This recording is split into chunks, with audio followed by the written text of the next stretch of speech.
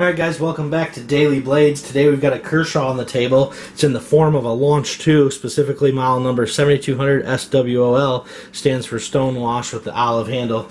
You get this typical Kershaw box. There was some paperwork in there talking about how to maintenance the knife and how to open and close it, being it's an automatic knife, a little bit different from what Kershaw's been dealing with for the last decade or so.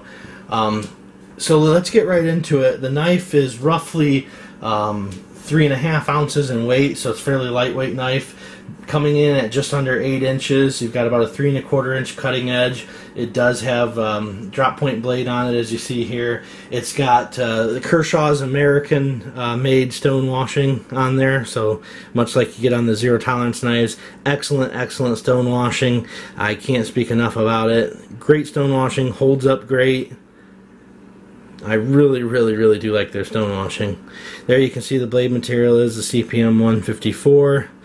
Typically, Kershaw's got the Made in USA, the model number, the KAI. Then on this side, they've got the Kershaw Auto. Then they got the Kershaw on the pocket clip too. So they make sure that they want you to know what you're carrying, which is fine. Understandable. They want you to sell their knives for them, if you will. Action on the knife is very strong. Comes out with some authority. It's not too strong like I've seen in some of the other reviews where the blade actually pops out of the locked position, but it comes out with authority. Nice, clean, crisp, solid lockup. Extremely solid lockup for an automatic knife, especially in that price point. I believe these can be found for anywhere from $70 to $80, depending on the handle color and the finish on the blade and stuff like that. This particular one came from Blade HQ. It was on sale for $69.99. I have a lot of experience with the Launch 1 and Launch 5, the Emerson collaboration model. Played around with a 3. Haven't played around with a 6 before. And the 4, I did have one of those briefly, a little bit too small for me. But in my opinion, this was probably the worst of the launches I've got to play around with. And I really hate to say that because it is a good knife. You've got aluminum handles, you got CPM 154, you got great stone washing, you got great color choices, you've got this cool two-piece design that they're trying to, kind of mimic some sort of integral knife. You've got the holes milled in it, which line up excellent. That last hole opens up to the bottom, so it does give you a lanyard option. You've got a tried and tested and, strong plunge lock type mechanism, which has been used over and over by many different manufacturers. So there's really no problems there. So I hate to say that I don't like this knife, but I don't like this knife for everyday carry. And what I mean by that is, when I look at what I'm going to carry daily, especially when we're dealing with knives, one of the main things I look at is self-defense. Now, I've been carrying knives for over 20 years and never actually had to use one in a self-defense situation. But this particular knife, in a piercing situation, I don't believe would be good at all. There's no jimping on the spine of the blade. There's no jimping on the handles. The texture is extremely smooth. I mean, they should have added some sort of milling or something to offer a little bit of traction in the hand, but it is just super smooth. And if I were to choke up in a situation where I'm amped up and I need it to pierce, whether that be, in a self-defense situation or opening a thick clamshell package or whatever I need to pierce with, if you take a look how close my finger comes to the edge of the blade there. We're talking just a few millimeters. There's no sharpening tool or nothing like that. So it will, slide in your hand. I've done some testing where, even with a tightened grip, I really feel like my hand would just slide forward on it.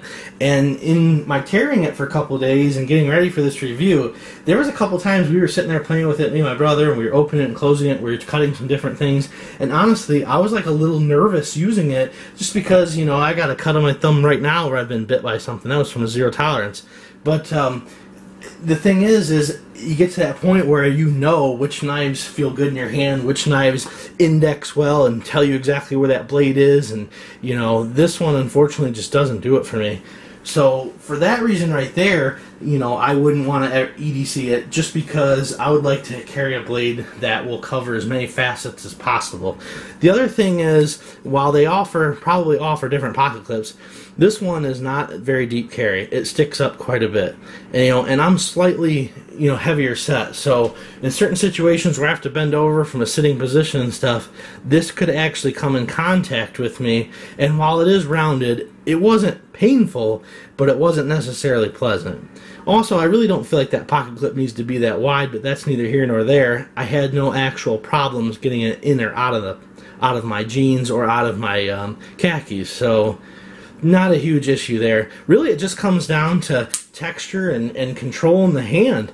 I really just don't feel comfortable with it in certain tasks. If you're just using it for light situations, opening your mail, cutting tape off of packages, things like that, I think it would be fine. If you're liking collecting automatic knives, and this is something that you can get for a decent price that rivals, you know, even some of the lower tier ProTech knives as far as, you know, fit, finish, materials, and just overall quality, then this is great for that. But if you're looking, let's say you only have a couple of knives that you rotate carry and you're thinking about adding this one into a regular rotation, I couldn't recommend it just because it's something that I wouldn't carry. It doesn't mean that you can't carry it in those situations, but for me, it's just it's a no-go.